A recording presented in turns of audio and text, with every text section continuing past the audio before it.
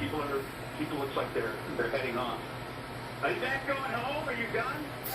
Yeah. I'm just talking to some of the folks walking by with their signs and their masks and their T-shirts. Revolution, nothing less. That's what they're saying.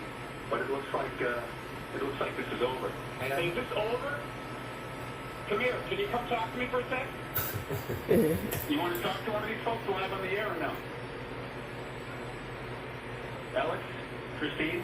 Phil, we're gonna wrap you up and let you do some reporting on the ground there. Glad to hear that people are wearing masks in the process. We have been preempting TMZ with Harvey Levin, which usually airs at this time. At 7 o'clock, usually, we run our Fox 11 special report, which usually focuses on the coronavirus with me and Dr. Drew. Tonight, though, we are dedicating the half hour to this issue, to the George Floyd death and the mass protests that are happening around Southern California. So that Fox 11 special report begins right now.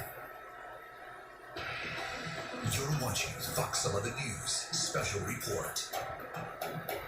And we begin this Fox 11 special report with breaking news. I'm Alex Michelson, joined by Dr. Drew Pinsky. Protesters taking over the 101 freeway in downtown LA. You can see at one point protesters surround a police cruiser, smashing out windows. Here's one of the protesters injured when that cruiser tried to leave the scene. Hundreds of Black Lives protesters marching through downtown LA. They are protesting that death of George Floyd, who died while in police custody in Minnesota. A few moments later, another cruiser tried to leave the scene. A crowd, here it is right there, smashing out the back window. This all started with a Black Lives Matter protest. The protest continues. It may start to be wrapping up right now through the streets of downtown Los Angeles. There is anger coast to coast. We are seeing protests not only here in Los Angeles, but in Minneapolis right now, as well as other cities around the country. Joining us now to talk more about this story, civil rights attorney Leo Terrell is with us, along with community activist Jasmine Canick. Leo, we spoke to earlier. Jasmine, as we bring you into the conversation, let's begin with you. We've spoken so many times over the years, Jasmine. Good to see you. About this issue, your thoughts tonight as you watch this unfold. I'm actually just tripping off of the coverage and the comments that I'm hearing right here on Fox 11. It's like these protests happen because no one would listen otherwise.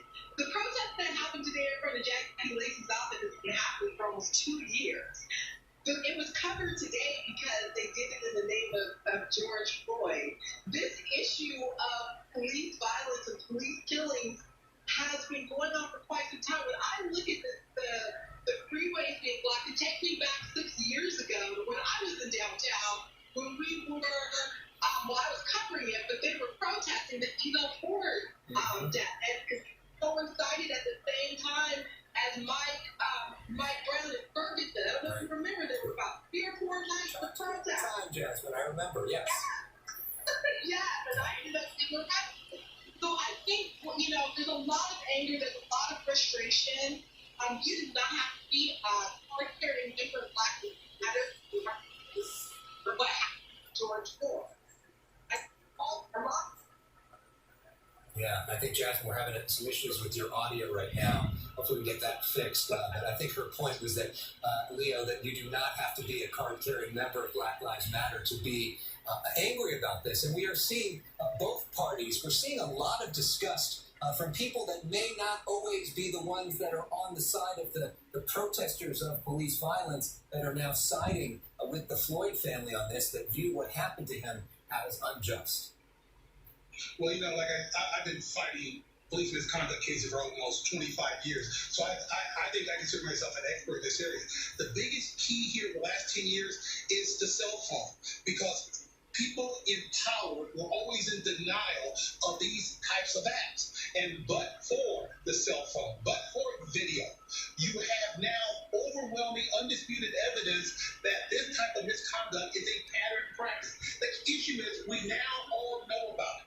The question is, will it be given lip service for 48 hours, 3 days, a week, or are we going to make some major changes in the system? And I have been saying for years that that any district Attorney's Office can never investigate police officers. Why? Because they depend on these same officers for evidence for crimes that you and I and others commit. So you need an independent review board to independently investigate police officers. That's the only way we're going to stop this, because the attention is on Floyd now. It will happen again, but we have to have systemic changes. Police departments cannot investigate themselves. District attorneys cannot investigate police officers, period. To that point, Leo, and hi Jasmine, hi Leo, good to see you guys. Here we are again, right? Leo, to that point about systemic changes, what about immunity? I know you have family members that have been in the LAPD. When I hear people calling for justice, oftentimes they really are calling for limitations on the qualified immunity that politicians and law enforcement enjoy. Is there any possibility that we will see modifications of that? Well, again, let's be very honest to the public. The police departments have very, very powerful unions. And let me be very clear, because I have standing members in law enforcement. 97% of officers are good. They protect us. There are 3% that are rotten to the core, and the problem is 97% protects the 3%. We have to eliminate immunity. We have to provide a deterrent so that good officers stop protecting bad officers. Because these officers that we're catching, they've been on the force for years, but the good officers look the other way because of this code of silence. It needs major reform, Dr. Drew. It needs major reform, LA, and we got to have the stomach, the politicians who talk the game. They have to actually do the walk if they're going to do something that's going to change the system. Jasmine, what sort of systemic changes do you want to see? Leo, I want to say a couple of things. Hi, Leo.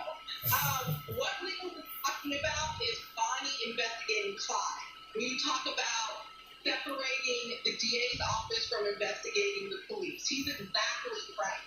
I heard a question asked about could that actually happen. It actually could happen if folks' jobs are in danger. Again, you go back to politics, you go back to elections, right? This has been a huge issue along our very own Los Angeles County District Attorney's race. Also, I want to remind viewers as well as you guys, we just had a cell phone video that came out of a Latino man who was brutally assaulted by an officer in Boyle Heights, whose partner just stood there as if she was stuck on stupid. I think the conversation that needs to be happening right now among those 97%, Leo Terrell, is how to be better police officers, how to be better partners, how to not just stand by and be an accomplice to this type of behavior. Because what we saw in the video that happened here in Los Angeles and Boyle Heights was absolutely ridiculous, with that man's partner just literally standing there watching her partner beat the daylights out of another guy. Jasmine, I was on Fox 11 a couple of weeks ago mentioning the same point. Yes, it No was. justification for it. 97% protecting the 3%. It has